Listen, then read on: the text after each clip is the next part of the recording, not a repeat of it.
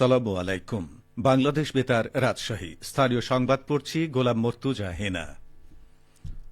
ত্রয়োদশ জাতীয় সংসদ নির্বাচন ও গণভোটে পোস্টাল ব্যালটে ভোট দিতে নিবন্ধিত ভোটারদের দ্রুত ভোট প্রদানের অনুরোধ জানিয়েছে নির্বাচন কমিশন।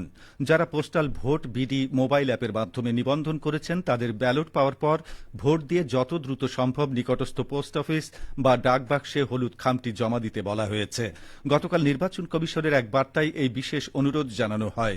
ইসির বার্তায় আরও বলা হয়, সংশ্লিষ্ট রিটার্নিং অফিসারের কার্যালয়ে আগামী 12 ফেব্রুয়ারি বিকেল 4:30 মধ্যে ব্যালট পৌঁছাতে হবে। এই সময়ের পর কোনো ব্যালট পৌঁছালে তা গণনা করা হবে না। আগামী 28 জানুয়ারি নির্বাচনী জনসভায় যোগ দিতে রাজশাহীতে আসছেন বিএনপির চেয়ারম্যান তারেক রহমান। গত রাতে দলীয় এক বৈঠক শেষে বিষয়টি নিশ্চিত করেছেন বিএনপির রাজশাহী বিভাগীয় সাংগঠনিক সম্পাদক সৈয়দ শাহীন শওকত। এ সময় তিনি বলেন, তারেক রহমানের আগমনকে ঘিরে বিএনপি নেতাকর্মীদের মধ্যে ব্যাপক উৎসাহ উদ্দীপনা বিরাজ করছে। 28 জানুয়ারি দুপুর 12:30টায় নগরীর ঐতিহাসিক মাদ্রাসা মাঠে নির্বাচনী জনসভায় যোগ দেবেন তারেক রহমান।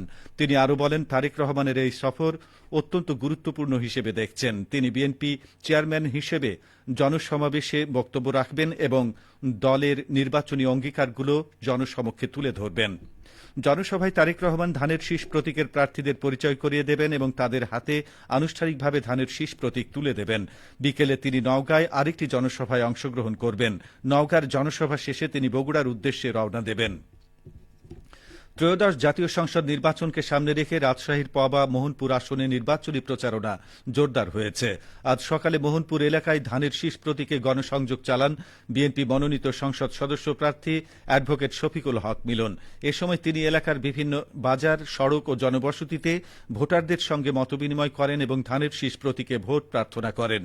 গণসংযোগকালে অ্যাডভোকেট শফিকুল হক মিলন বলেন, জনগণের ভোটাধিকার ও গণতন্ত্র পুনরুদ্ধারে বিএনপি প্রতিশ্রুতিবদ্ধ। তিনি উন্নয়ন ও মানুষের মৌলিক অধিকার নিশ্চিত করতে ভোটারদের সমর্থন কামনা করেন।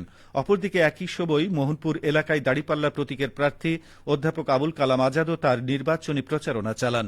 গণসংযোগে তিনি ভোটারদের সঙ্গে কুশল বিনিময় করেন এবং নিজের নির্বাচনী ইশতেহার তুলে ধরেন। নাটোরে গণভোটের প্রচার ও ভোটার উদ্বুদ্ধকরণের উদ্দেশ্যে ইমাম সম্মেলন অনুষ্ঠিত হয়েছে। জেলা প্রশাসন ও নাটোর ইসলামিক ফাউন্ডেশনের আয়োজনে জেলা পরিষদ মিলনায়তনে আজ এই সম্মেলন অনুষ্ঠিত হয়। ইমাম সম্মেলনে প্রধান অতিথি হিসেবে বক্তব্য রাখেন জেলা প্রশাসক আসমা শাহীন। বিশেষ অতিথি হিসেবে বক্তব্য রাখেন পুলিশ সুপার মোহাম্মদ আব্দুল ওয়াহাব। সম্মেলনে সভাপতিত্ব করেন ইসলামিক ফাউন্ডেশন রাজশাহী বিভাগীয় কার্যালয়ের পরিচালক মোহাম্মদ ইমামুল ইসলাম। সম্মেলনে জানানো হয়, সাধারণ মানুষের মাঝে গণভোট ও ভোটার উদ্বুদ্ধকরণের উদ্দেশ্যে 50,000 লিফলেট ইসলামিক ফাউন্ডেশন নাটোর জেলা কার্যালয়ের মাধ্যমে বিতরণ করা হয়েছে। এছাড়া জুম্মার নামাজের খুতবায় নির্বাচন ও গণভোটের বিষয় মুসল্লিদের অবহিত করা হয়েছে। সম্মেলনে নাটোর জেলার 5 শতাধিক ইমাম অংশগ্রহণ করেন।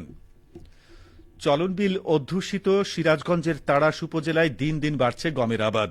চলতি রবি মৌসুমে উপজেলার বিভিন্ন এলাকায় প্রায় 50 হেক্টর জমিতে গম চাষ করেছেন কৃষকেরা।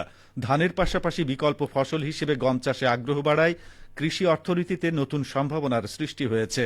গম চাষে খরচ তুলনামূলক কম, পরিচর্যাও সহজ এবং সময় কম লাগে। পাশাপাশি বাজারে গমের দাম ভালো পাওয়ায় আর্থিকভাবে লাভবান হওয়ার সম্ভাবনা থাকায় অনেক কৃষক ধানের পাশাপাশি গম চাষে ঝুঁকছেন। তাড়াশ উপজেলা কৃষি কর্মকর্তা কৃষিবিদ শর্মিষ্ঠা সেনগুপ্তা বলেন, কৃষকেরা ধানের পাশাপাশি গম সহ অন্যান্য বিকল্প ফসল চাষে একদিকে কৃষকের আয় বাড়বে, অন্যদিকে খাদ্য উৎপাদনে বৈচিত্র্য আসবে। গম চাষে কৃষি সম্প্রসারণ অধিদপ্তর সার্বিক সহযোগিতা দিয়ে যাচ্ছে। Natore police lines school and কলেজের বার্ষিক ক্রীড়া প্রতিযোগিতা শুরু হয়েছে। আজ প্রতিষ্ঠান প্রাঙ্গণে প্রতিযোগিতার আনুষ্ঠানিক উদ্বোধন করেন পুলিশ সুপার মোহাম্মদ আব্দুল ওয়াহাব। কলেজের অধ্যক্ষ শোভন গোস্বামী জানান, বিভিন্ন দলগত এবং একক ইভেন্টে শিক্ষার্থীরা প্রতিযোগিতায় অংশগ্রহণ করছে। সবশেষে আবহাওয়া। আজ রাজশাহীতে সর্বোচ্চ তাপমাত্রা ছিল 27.2 ডিগ্রি এবং সর্বনিম্ন 11.4 ডিগ্রি সেলসিয়াস। বিকেল 3টায় বাতাসে আপেক্ষিক আর্দ্রতার পরিমাণ ছিল 44%। রাজশাহী ও পার্শ্ববর্তী এলাকায় আজ সূর্যাস্ত সন্ধে 5:45। সংবাদ শেষ হল। আমাদের পরবর্তী স্থানীয় ইংরেজি সংবাদ সন্ধে 6:05।